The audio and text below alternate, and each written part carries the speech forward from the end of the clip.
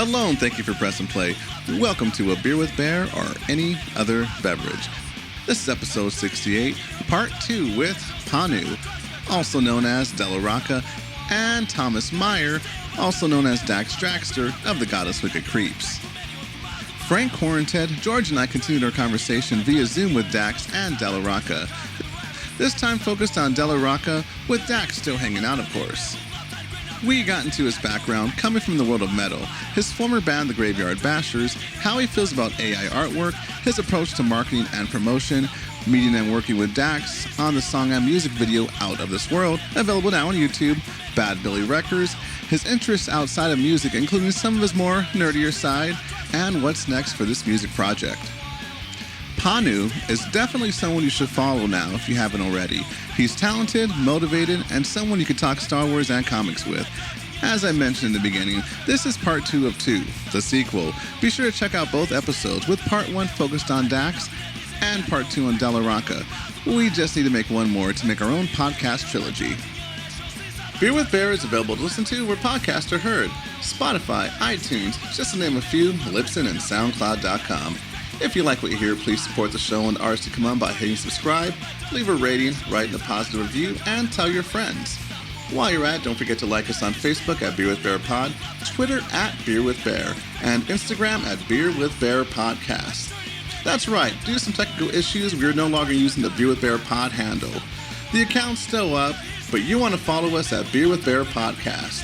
There with the other socials, you'll find pictures, updates for upcoming episodes, and it's also the best way to contact us. We'd love to hear from you. Theme music by Chris Helking, graphic design by Jeremy Fletcher, mixing and post-production by Ryan Miles. Thank you very much and enjoy.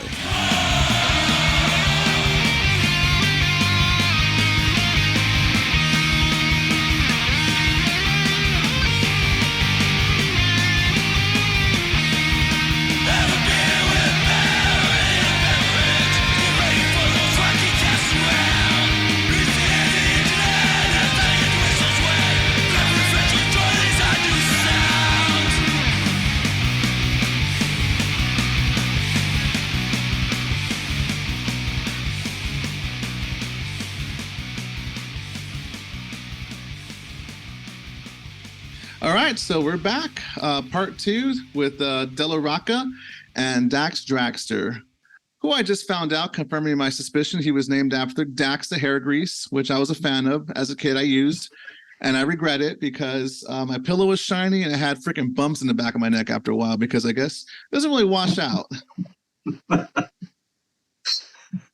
Maybe that's why I'm bald now. Oh no! Hey, you're not the only one. Oh, using those products. Yeah. Don't do it. All right, so let's get into this episode. Go ahead and introduce yourself. And, well, I already introduced you, but let's talk about this project. When did it start? And hold on one second. Oh, my God, I'm going back. I got my old notes. We've been talking for a while. Here we go. All right, cool. So, Della Rocka, what exactly is this project? Well, let's just say that it's not the same thing as it started as, if I would say, because I was playing with the Finnish band Graveyard Bashers for 6 years, and I would say that around 2017, I got this weird idea that I wanted to start also writing songs for just myself and nobody else. I got to writing something like a few random riffs here and there, but also like 2 full songs with mostly lyrics and everything. And I want to stop you real quick. Yeah. You mentioned Graveyard Bashers. You were the guitarist for the Graveyard Bashers? Yes. Okay, so there we go. Because you said you left the band, so you're a guitar player, and then you wanted to start something else. Go ahead. No. It's kind of, I was there from start to finish, and when it disbanded, other stuff started happening.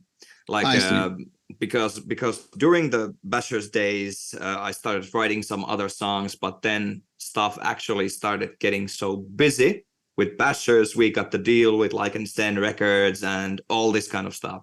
So then I had the songs and I just buried them somewhere like this. And when things happen, like sometimes just happen, like just like Dax said, what happened with him and Godless Wicked Creeps, like it's just natural. Sometimes you move forward, people don't get along so much, and things change. It's just normal. So, anyways, you fall into love because you talked about how in the beginning it was like love, you fell out. Your band members gained weight, or they developed a gambling problem. Maybe the mother-in-laws are around too much. So without getting into that too much, when it's all kind of ended, obviously a lot of people were disappointed, but still it's life and that happens. But I had my urge to continue forward, like doing music and just continue and obviously developing myself as a musician. And then I decided that this is the perfect moment to get my head somewhere else. And I dug up all the old songs and I started working on that stuff again. And my original vision was that maybe this is just going to be something small, a small hobby. And I'll just finish writing a few songs and maybe I'll release them just on Spotify or something like that.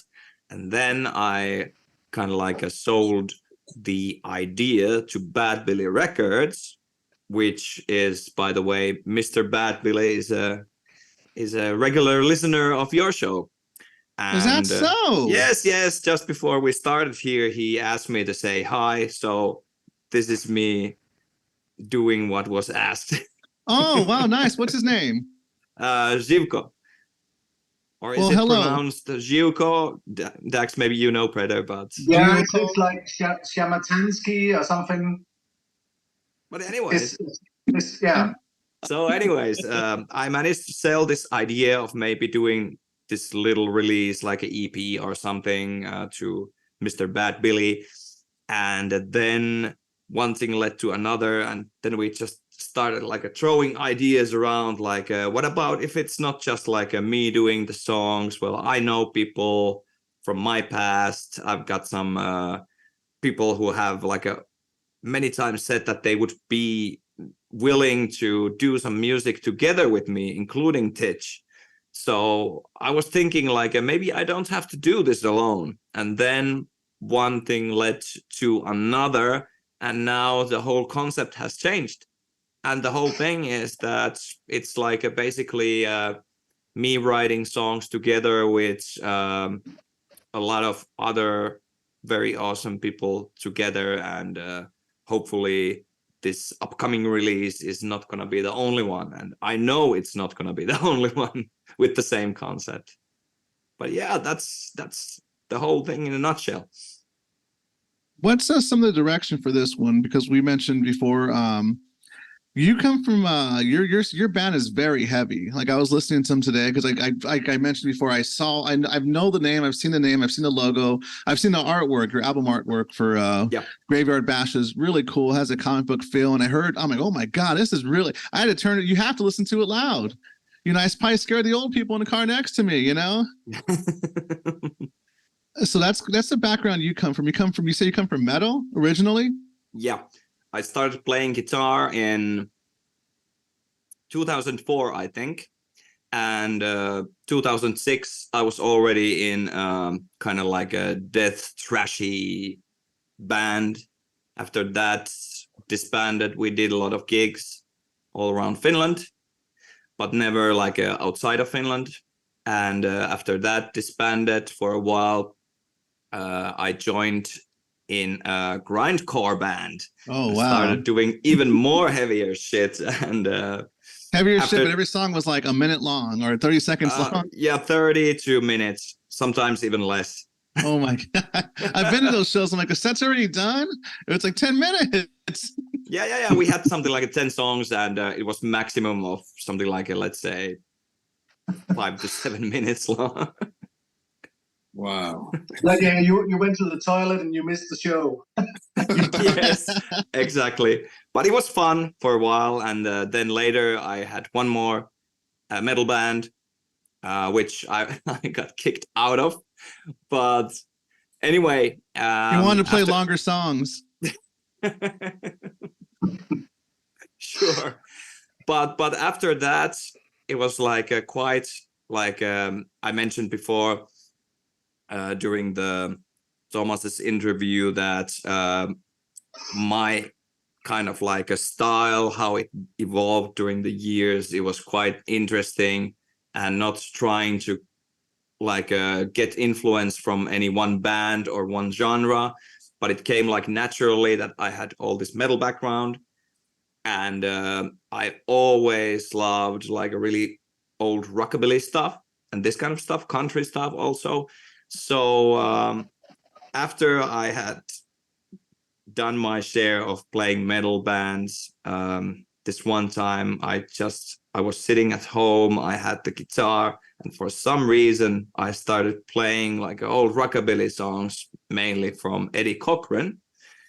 And I tried playing them and in the original form, and also singing them, and something in me just screamed like put on some distortion, man. And okay, I had to put some distortion and just play it a little faster, like just a little bit more faster, do it faster.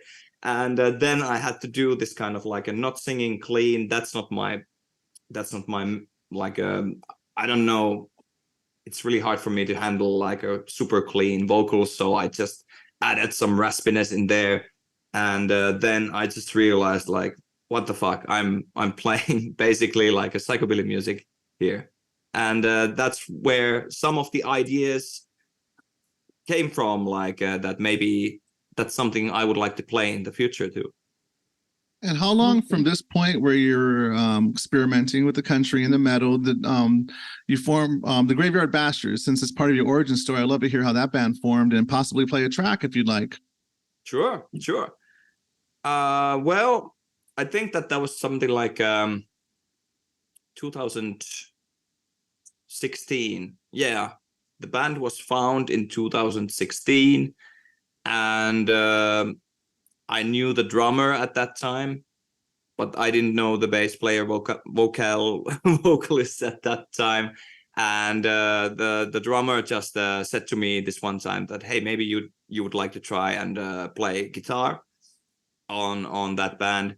And then we just arranged something. I went there to try it out, and we got along. We had a couple of cover songs we wanted to try, because obviously every time you find a new band, you probably don't have like an original material like from your sleeve like this. Yeah. And probably have like 3 or 4 songs and then covers, you know. Yes, you have exactly. to throw a Misfits cover in there, at least one. Well, actually we had one. Dig Up Her Bones. See? But it didn't work out. I'm watching you. Yeah. So it didn't work out. Like we tried it, but anyways, like we started playing. I don't remember everything, but at least we had Long Blonde Hair by Johnny Powers. Then that's a good one. Yeah, that's a really good one. Dunk, dunk, dunk. Yeah, and we did just a little bit more aggressive, and our bass player who did the vocals, he changed the lyrics just a bit. No, was he pulling that long blonde hair? Well, I think he was more like I don't remember how the lyrics went, but it's had a different story altogether. But anyways, we had that, and then I wanted to sing something, or I don't remember if they forced me to sing something, but that something for a couple of years at least was Haunted Cat House by Necromantics. I still play it sometimes. That's a good one. Amazing song. It's really good. And some other covers we did. But yeah, we started playing together, doing the covers, and the good thing was that because I hadn't had any like previous experience playing in psycho bands. Basically, it was a clean slate for building any kind of songs we wanted, like writing lyrics about everything and not have to stress about, no, we already did this kind of stuff, and no, we did this, and we already had a song about somebody who's running around in a straitjacket or something like that, because we didn't have anything. So it felt like the world is open for writing anything, and that's got me so inspired. So it was really cool. Yeah. And, Can I ask a question? Yeah. Oh, sorry. Yeah. Yeah, it's. I was just thinking that when coming from the metal thing and the grindcore, and then getting into psychobilly, which is kind of a kind of a closed genre, like metal also can be, but like. And now you're talking about trying to, because what I really like about the Graveyard Bashes is that it is original and it is in a different direction. Yeah. So how do you feel about that? I mean, did you think about that you needed to fit into a box, or to be true to some percentage of the psychobilly code, if you know what I mean? I do know what you mean, but for me, that wasn't a problem, because actually back in the metal days, I never did any actual lyrics or writing lyrics. That was a completely new thing for me. So basically, it started out in the way that I was only trying to rehearse writing lyrics, while our bass player was himself already writing really cool stories and really cool lyrics. So I think that it was only at the end part of writing the first album where I actually joined in by writing, I think, 2 songs or maybe just a little bit more, but it was a learning of writing lyrics experience for me at that point. So I didn't feel restricted by anything. I just All right. wanted to write something cool. Yeah, something cool. You kept it simple. You kept it simple. You kept it fast. Yeah, absolutely. And also what Dax mentioned just a moment ago is the kind of direction was just a little bit original. I think that in the way it was that the lyrics mostly were about true life, I think. Not this traditional, okay, now we have a vampire in this song, we have a werewolf in this song, now we have zombies in 10 songs. Yeah, so we didn't have a lot of this kind of stuff, even though we had that in the album artwork. I think that was just part of the whole thing, that kind of stuff needed to be in the artwork. But did Pascal do the artwork for that one too? Because I know he did it for your most recent stuff. Yes, Pascal came a bit later. Oh, okay. But who all is the Pascal? Can you fill me in on that artist? He's an artist from France. Yeah, and I, at least somebody will correct me, but I always say when somebody asks, I say that he's a comic book artist from France. I think he does a lot of other stuff too, but he has a lot of stuff going on in the comic book sector. Well, I think I mentioned that on the last interview, or part 1, how your artwork is really good. And like I said, it looks like a comic book. That was the first thing I thought. The colors and everything just pop right out. Yep. Yeah, the artwork, I have to admit that, because I love all that kind of artwork so much. And when we did that kind of artwork also for a De La Rocka release already, now I feel that I'm ready to just a little bit jump into the territory of doing something else, just maybe for one release other than just the same style of artwork. So maybe it will feel for more fresh when we come back to that at some later point, I think. Mhm. Yeah.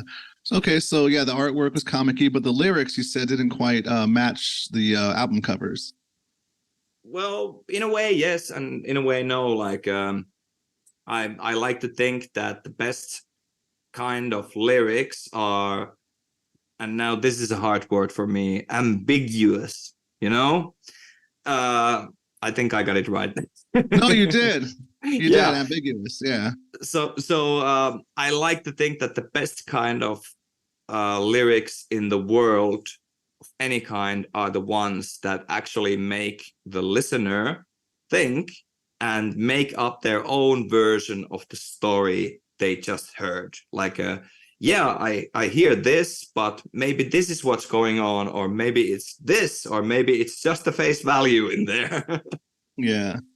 So yeah, Band theories. yeah, you can tell about like real world problems also with many words, and also kind of like tie them into these kind of small stories, and that way you can use this more kind of like fantasy images and whatever. Let's play a track from the Graveyard Bashers since we've been talking about them.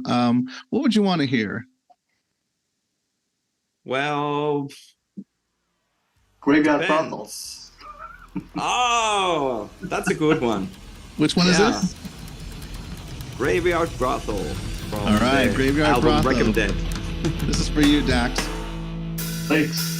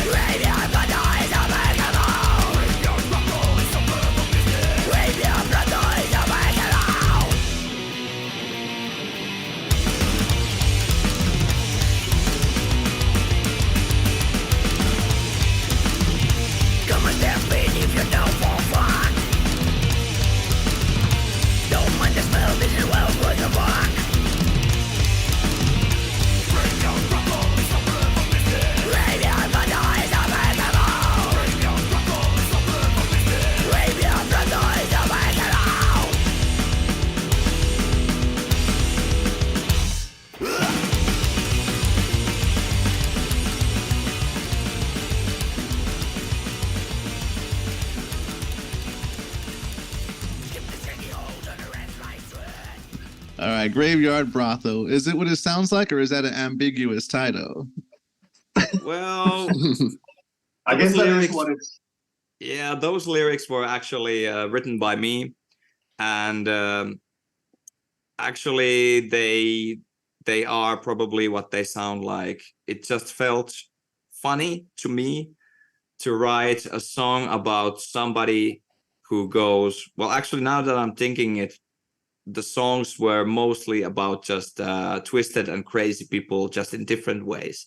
And Graveyard Brothel was about this guy who wanted some action in his life, and he was maybe walking to the red light district, and then he decided that, okay, this is just maybe too regular for me right now, and he picked up the shovel and he went to the graveyard and maybe looking for different kinds of girls. So that's the Graveyard Brothel. Oh wow, I have so many like little jokes in my head right now. But I'm thinking inappropriate. Just saying. I'll get an angry email from someone later on, like Dax did. I'm looking forward to them also. Yep. Yeah. Cool, Graveyard Brothel. I like it. I like it. Like I said, I like the whole style. I like the whole vibe of your band too. I told you the message. You would fit right into 2000s in the LA scene. Your style, the speed, the growls. It was you would definitely fit in with us when we used to play. Like, because I was in a pretty fast band too, and I was part of that world where, you know, like, as we always mention, that thing with psychobilly is how it could be either really country or really fast. There's so much wiggle room, you know. Yeah, I actually got time to listen some of the links that you sent me earlier, and that was hard stuff. My old band, a track from 2007, then a track from 2012, and you could see the progression. Yes, absolutely. We dropped the upright bass and the ghouls.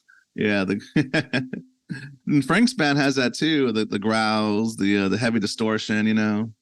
Yeah. The quaranteds. Oh, okay, yeah. Now I get it. Yeah, because I was asking. Yeah. Okay, yeah. Because I was thinking that I recognized you from somewhere, but I just couldn't put my finger on it. Yeah, I'm the singer and guitar player for the Quaranteds. Okay, yeah. So we were on the same label, like. Yes. Yeah. Cool.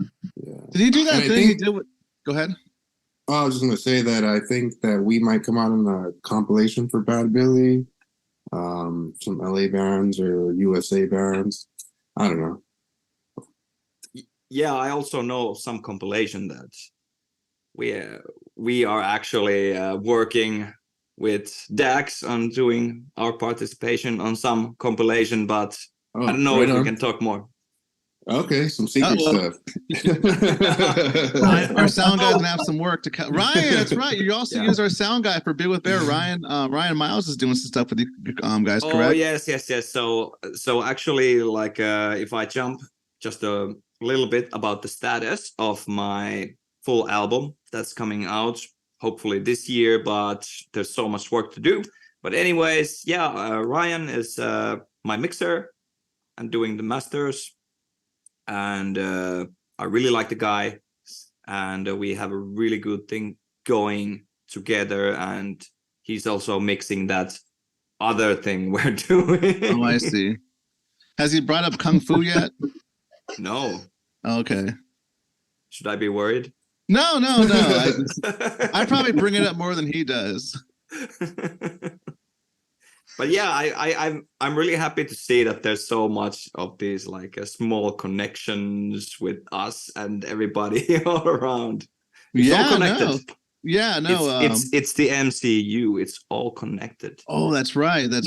I'm a fan, so I totally get that reference. It's the Matrix. Yeah. Now it's MCU up to phase 3 or 4. When did? Oh no. Okay, I'm going off on a nerd tangent. No, let's just forget about that. Yeah, because there's different phases. Phase 3. I think we're on phase 5 right now. But after phase 3, I kind of lost interest. Yeah, to be honest, MCU. Me too. Like they had something going on, but then you see the same thing, and they push it again and again and again, and then it goes like, okay. But then again, what new can they do anymore? Like that's also the problem. Well, they have a rich source of material for the comic books. They could just go dig into that some more. I think that they should just skip everything else and just already go to the X-Men to get back to the interesting stuff. I would like the X-Men or a new universe where they go back to the 60s and give me Fantastic Four, you know? Mm-hmm. I love in that time period. I want Dr. Doom back right now. Dr. Doom, some Galactus, something. Yeah. Some new blood. I'm with you. And then who's going to play Wolverine? That's a whole nother, thing we get into too. Is he tall enough? Yeah. Is he big enough? He's supposed to be short, but he doesn't have enough hair, So Dax, who do you think should play the new Wolverine? Yeah, it's funny. I was just thinking about it. It's like a whole universe that I never really been into science fiction or superheroes. I used to love the DC with Batman and Joker and stuff like that. Okay, so you're one of those guys, okay? Yeah, I definitely am. but with but most of the people I've been playing with before, like playing music with, have been like really nerdy into science fiction and stuff like that. But it never really caught my attention. Yeah. I don't even like Star Wars. Oh my God. This interview is over. I'm really fucked. Is it I was also gonna ask you over? which character in Star I'm Wars just would in you be? reality. Is it also over if I confess that I'm more of a Star Trek guy than Star Wars guy? No, that's fine because I might have to go to Star Trek soon because Star Wars is disappointing me too. I can't do it. Like I'm done. I'm tapped out. Disney Stars, I'm tapped out. I'm going to like put it this way. I couldn't stand. I mean, some of the prequels I like them still, but during Clone Wars was my least favorite movie. Compared to the new ones, that movie looks like a Godfather. You know, I'm going back to Clone. This is a Godfather compared to freaking the last Return of the Skywalkers. You know, it's like, oh my God. Yeah. But I just noticed that every time I watch something new from, let's say, like science fiction or whatever, I keep going back to Netflix, to Star Trek, The Next Generation. Okay, so now we're really off topic. Let's bring it on back. Yes. Just, okay.